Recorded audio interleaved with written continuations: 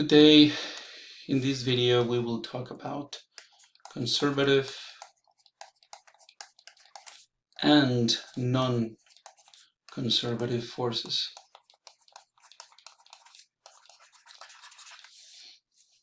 Let me give you an example. If you take if you take the engine of a car and you connect this to a tank of gasoline, right? Let's say you're going to run your engine, you're going to burn gasoline, that's going to move the pistons, and the engine is going to spin. The shaft of the engine is going to spin. And then if you connect this to a generator, this is an engine, well, the generator is going to move because of the engine, and this will generate electricity. If you connect this to a light bulb, then you're going to get light. What happened here is that the electrical bonds between the molecules in the gasoline possess energy. So when you burn the gasoline, all the chemical energy of the gasoline is going to be transformed into thermal energy in the engine, and then is going to be transformed into mechanical energy here at the shaft, and then to electric energy, and then to electromagnetic energy in the form of light.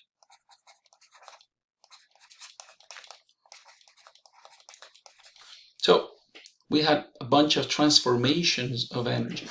One of the things that is important to recognize in energy is that energy cannot be destroyed.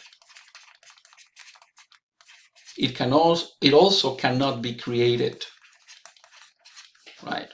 It only can be transformed. Transform.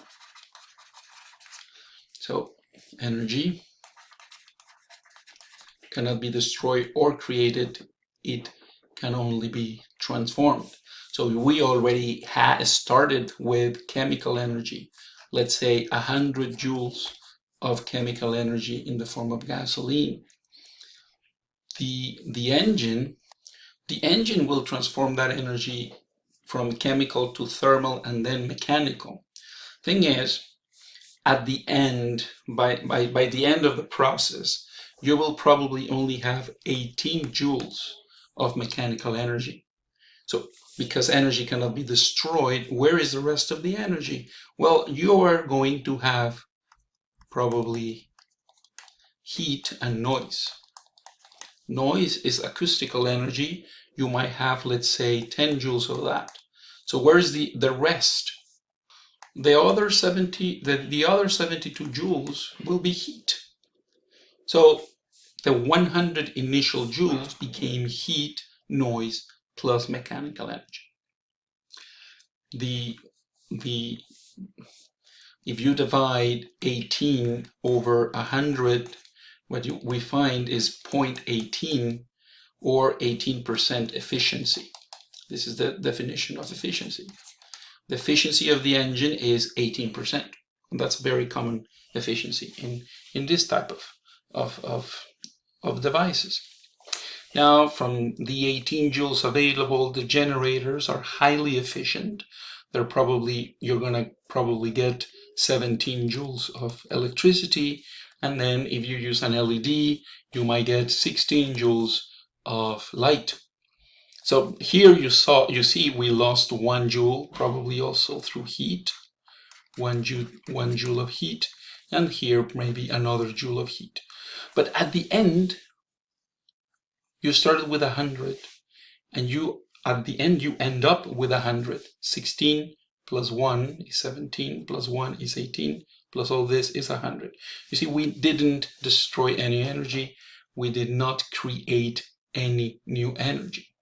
Now, put all of this in a box, our system here, make this box perfectly insulated with the exterior of the universe, and all the energy will stay in this box forever. Maybe it's going to be heat being radiated everywhere, but you will have 100 joules forever. Now, the problem is, if you want to run this business in reverse, it's not going to work. Take the 16 joules of light, try to add the 1 joule of heat, and then the heat and the other 72 joules of heat and noise. And if you try to recombine all the molecules of the exhaust gases of the engine and everything, you are not going to get your gasoline back. That means the system is not reversible, right? Not reversible. Now, the reason this is not reversible is that even though we did not lose any energy, we still have 100 joules of energy.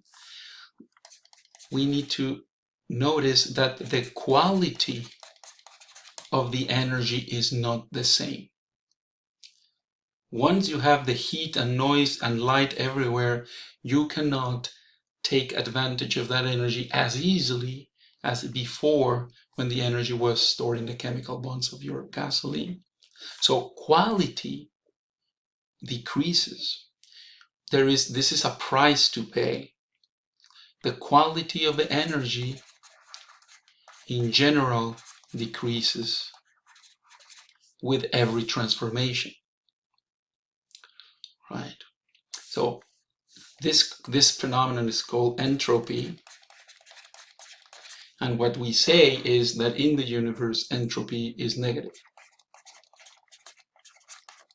The universe, as it transforms from one type of energy to the next, loses quality. At the end of time, all the energy in the universe will still be present, but will be of very low quality. So the universe will be cold and dark at the end of times. And that makes a lot of the processes not reversible. Now, when you have a non-reversible process,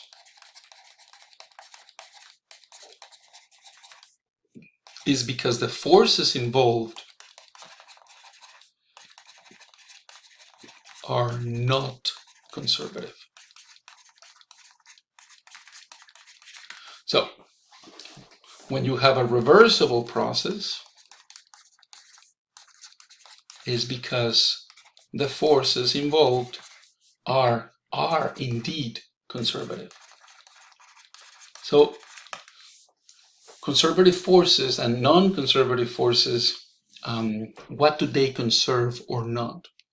It's not that they conserve energy. If you remember, energy is always conserved. You cannot destroy it, you cannot create new one. All the energy of the universe is already here. Like extend these barriers to the boundaries of the universe, and you will see all the energy of the universe is already here.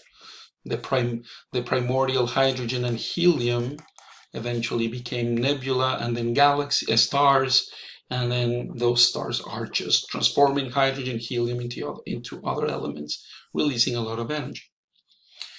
But we are not creating any new energy. So the forces that are involved in these processes, what do they conserve? Is a conservative force doesn't conserve energy. All forces conserve energy. What a conservative force conserves is the quality of the energy, right? Let me give you an example of a conservative force. Gravity is a conservative force. If you have a pendulum, and we're going to do this without friction.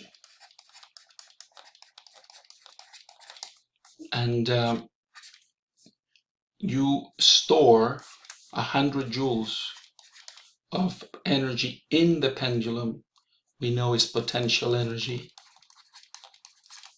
and you let go, the pendulum will fall.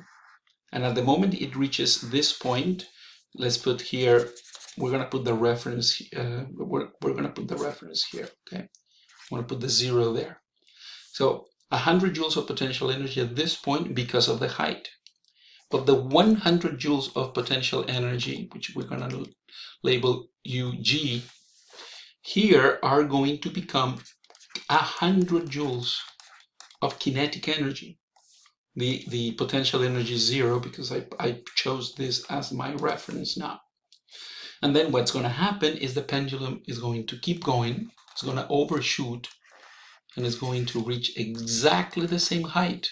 And once again, you are going to have 100 joules of gravitational potential energy. And this system, without friction, will move forever. Sadly, no friction is not an option, because friction is a non-conservative force. And that means the system truly cannot be reversible. With every cycle, friction is going to drain, is going to take some energy away in the form of heat and noise. You're going to hear this thing, everything is going to become slightly warmer. That extra warmth is not free, it's caused by friction and is taking energy away. There are other non-conservative forces like the electric force. The force of an ideal spring is also non-conservative. Ideal, of course, they don't exist, but these three, gravity, electric force, and ideal spring force, are considered to be conservative. So some of the properties of conservative forces are, number one, the work done by a conservative force is independent of the path.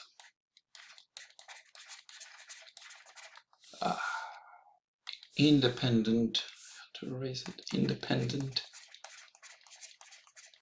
of path. Another property is the work done by a conservative force is 0 after in a closed loop. Let me explain. And we kind of did this problem before with the refrigerator and the pickup. But if you are a hiker and you go to the top of the mountain through this path or through this path, at the end, the work done is going to be the same. So it's independent of the path. And also, this is the work done by gravity, not by you.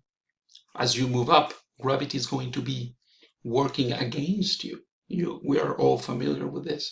Thing is, now if you go up and down, you see, that's your closed loop, closed path. The work done by gravity, as you went up and down, if you combine all the work done by gravity on you, is going to be equal to 0. Imagine you go like this, and then like that, right? Gravity points down. Here, your displacement is positive. Here, your displacement is delta x, which is perpendicular to g, so there is no work, right? Because the angle is 90. Here, the displacement is delta x, also perpendicular to g, so 90. Here, the displacement is going down. You see, the work here is negative, is anti-parallel with gravity. The work here is positive. When you add them, the net work is 0. And with all of these concepts, we'll do problems in class.